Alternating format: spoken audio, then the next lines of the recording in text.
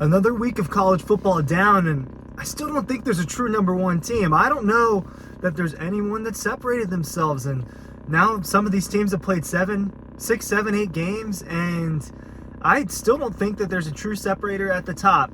It feels like there's kind of a top tier forming, and that tier kind of includes Michigan and Ohio State and Georgia. And I think that's kind of this tier one right now. Washington, a team who might be in that tier two, didn't look so hot. So now I'm coming off of a weekend where I got to watch football. I've slept on it now. It's Sunday, not in Athens right now, so I'm giving you a car video. But now I'm coming off of a Saturday where I got to just laser in. I got to watch football all day long. Tried to consume as much as I could. I had a 2 TV set up. I had 2 remotes going. I was changing volumes. I was changing channels. It was a good day. It was a good day to be a college football junkie. It was a good day. But watching, even with Ohio State getting a top 10 win over Penn State, I didn't know if I was like, wow, that's the best team in college football, right? Did anyone else feel that way? Because I never felt that way when I was watching that. And yeah, good win for Ohio State. Taking care of business over a ranked top 10 team at home. Neither team could score, right? Ohio State gets that touchdown, kind of a go-ahead touchdown with what? Midway through the fourth, right? A few minutes left in the fourth. They get that go-ahead touchdown to Marvin Harrison Jr. It's wide open. Other than that, I mean, really, Ohio State had a really hard time generating an offense. The first half drive, so I guess I'm just going to jump into it chronologically. Ohio State. Because now Penn State's got that loss, and they're going to have to play Michigan. It's going to be harder for Penn State to sneak into the Big Ten championship. Now they are the ones who need other things to happen, right? They've got they don't control their destiny as easily as Ohio State and Michigan do now. So Ohio State, look, Penn State gets that turnover, the touchdown off of the turnover, it gets called back. That would have been a big time swing for them. That's like a 14-point swing because Ohio State goes on and they score a rushing touchdown, and that was going to be a huge swing, and the momentum changed and Penn State couldn't score the entire game. Bad offensive performance. I think James Franklin's now 1-9 against Ohio State since he took over for Penn State in 2014. But when I watched Ohio State, I watched their offense. Yes, they've got some serious weapons. Emeka Egbuka did not play. Their number 2 receiver, a guy who's another possible first-round pick at wide receiver, he did not play. And Kyle McCord was kind of all over the place. Delivered some nice throws, but also delivered a lot where it's like, whoa. The running game wasn't super efficient. I'm not looking at numbers. I can't get this thing to load. Parked too far away from the Wi-Fi. So I'm just going off of what I watched. What I thought when I watched those 2 teams was that Georgia would win. That was my big takeaway. I think Georgia would beat both Ohio State and Penn State. Ryan Curley from TalkPost here, talking about what I saw on a big day of college football. Look, the newsletter is down below. You want to be a 5-star Georgia fan? You want to be an elite Georgia fan? You want to be elite at getting better? Get better.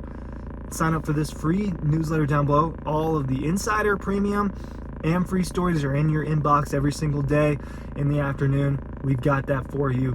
Don't miss out on any sort of Georgia news and content. It's in your inbox. So let's move on. We go to Alabama. What was I paying attention? Well, let's talk about Michigan first, because they take care of business again. They have another, complete football game where they look strong over a much worse opponent. That's what they've been this year. And especially the last few weeks, what is it, like 45-0, 42-0 stuff? Those are their types of scores the last few weeks over bad Big Ten teams, right? Let's face it. The Big Ten Conference is not deep this year. And they have been deep in years past, but this is not one of those years, in my opinion.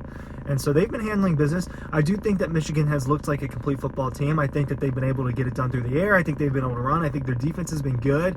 I think that they've had clean games. If you said that Michigan is the best team in college football, I wouldn't fight you on it. I really wouldn't fight you on it. I wouldn't fight you if you said Georgia either. So that's kind of where I'm at with this thing. And if you really, really, really wanted to argue the Ohio State case, because they've got that top 10 win, their resume is fairly clean. It's not as different from Michigan and Georgia's. I'd be fine too if you really wanted to say that, because these rankings won't matter until November, and then when we get to November and people disagree with them, we'll say they won't matter till the college football playoff at the beginning of December. That's how this conversation is going to go over and over and over again. But Michigan didn't do anything that made me feel better or worse about them. They took care of business again. I feel kind of the same about Michigan, that they have a claim for number one. But really, the way I've been looking at this, just because there hasn't been a separator, Georgia, to me, is kind of still the number one until proven wrong.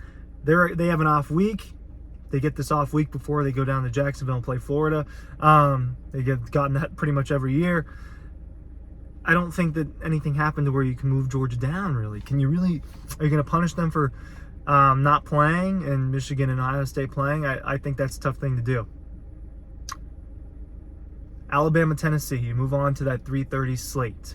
Oh, no. See, this is why I wish I could have had this pulled up and had the scores in order.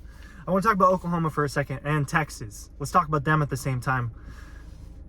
I don't think that they're better than Georgia. I don't think they're better than Michigan or Ohio State. Don't know if they're better than Washington.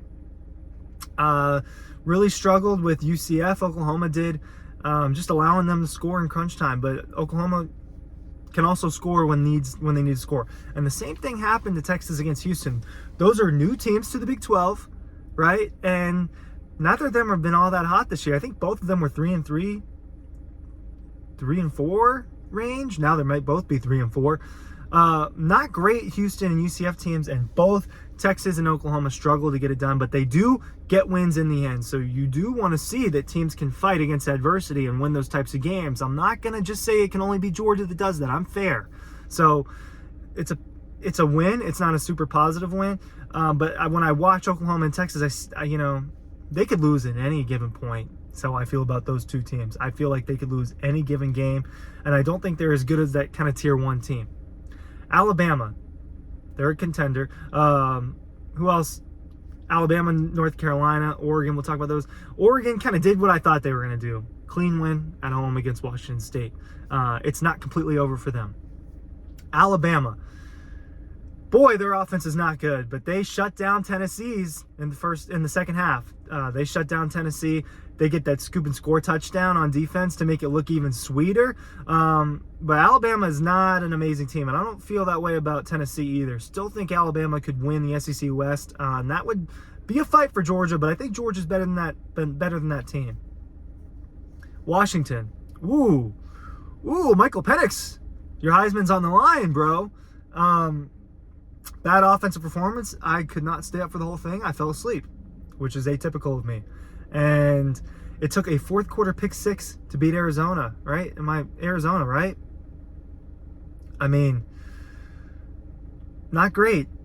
And now all of these teams at the top have really had those not great games. They've really had those games where you're like, And Washington, coming off of a huge win against Oregon, emotional, weird, late kick against Arizona, but not a great Arizona team. And if you're Washington, your MO has you've been able to score. You've been able to fly down the field.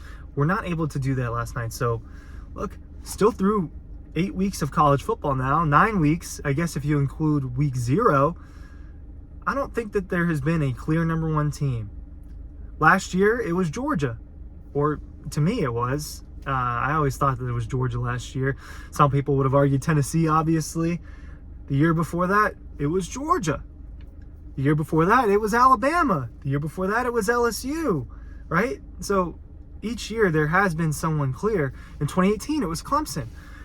Haven't feel like there's a separator quite yet. Thanks for watching. Newsletters down below.